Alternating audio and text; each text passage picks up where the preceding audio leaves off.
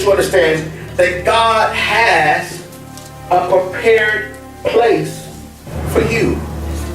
I quote this all the time, Jeremiah 29:11, that God says, I know the thoughts that I think towards you. God has placed you here for a purpose. Everyone in here has a purpose, has a calling, has a destiny. But where we messed up is that many of us are unwilling to go through the journey or the transformation that it takes to get to our destination. Well, let me break it down to you. This is what the Lord said. He said, yes, I prepared a place for you, but you're not prepared for the place.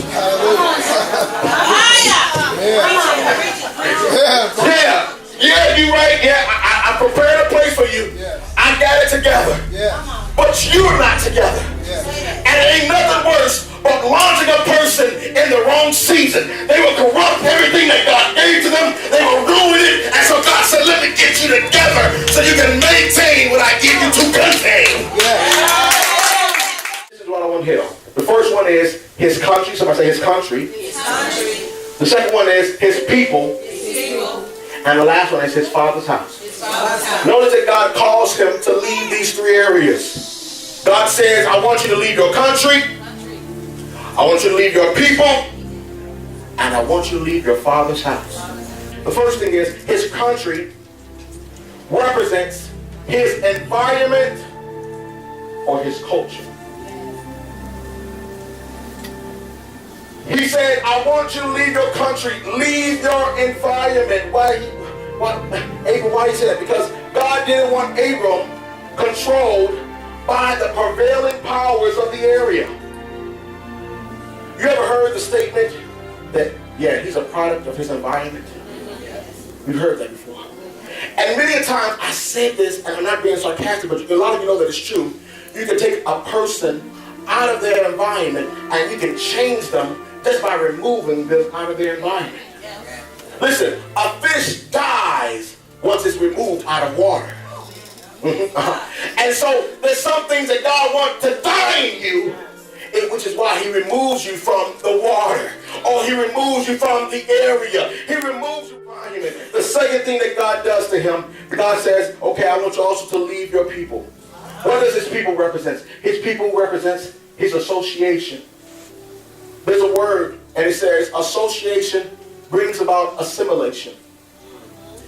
That you are who you run with. The old folks used to say that birds of a feather.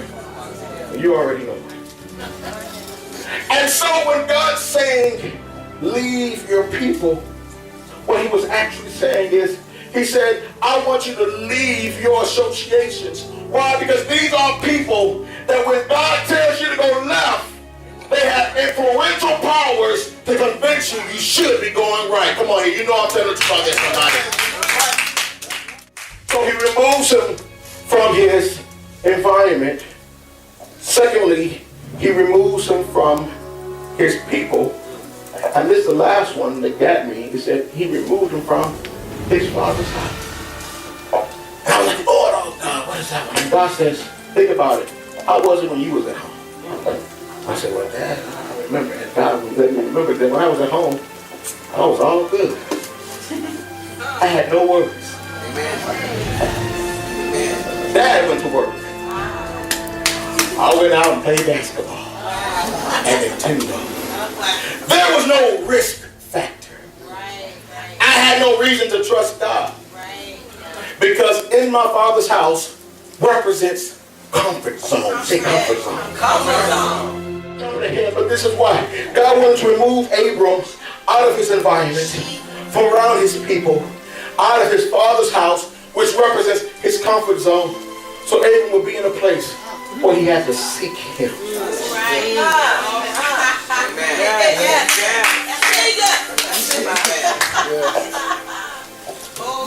You didn't have to seek me where you were. But where you're going. Yes, Lord. Hallelujah. He said there's going to be nights where you're going to just lay on your face. Oh God. Oh, can I tell you what the Lord said to me? And he said this in the room when I was praying.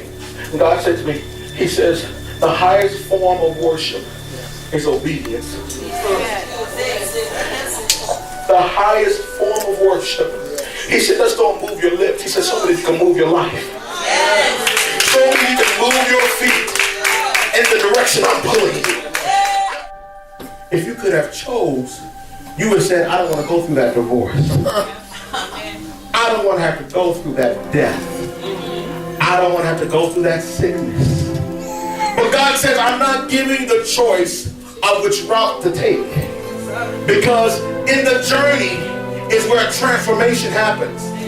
And so he says, I'm not going to let you choose what things you want. Yeah, I want all the good things. I don't want none of the bad things. No, God said, no, I'm not going to give you that. He said, in fact, he said, for those of you that know that you're on a hellish road, I'm talking about some of you got so many bumps and potholes on your road, and it seemed like you hit so many dead ends. God said it's not by happenstance. He said, the greater the travel, the greater the glory. The greater what you got to go through, the greater the blessing. And so God, for some of you, God sends you on a longer road, a 40-year road.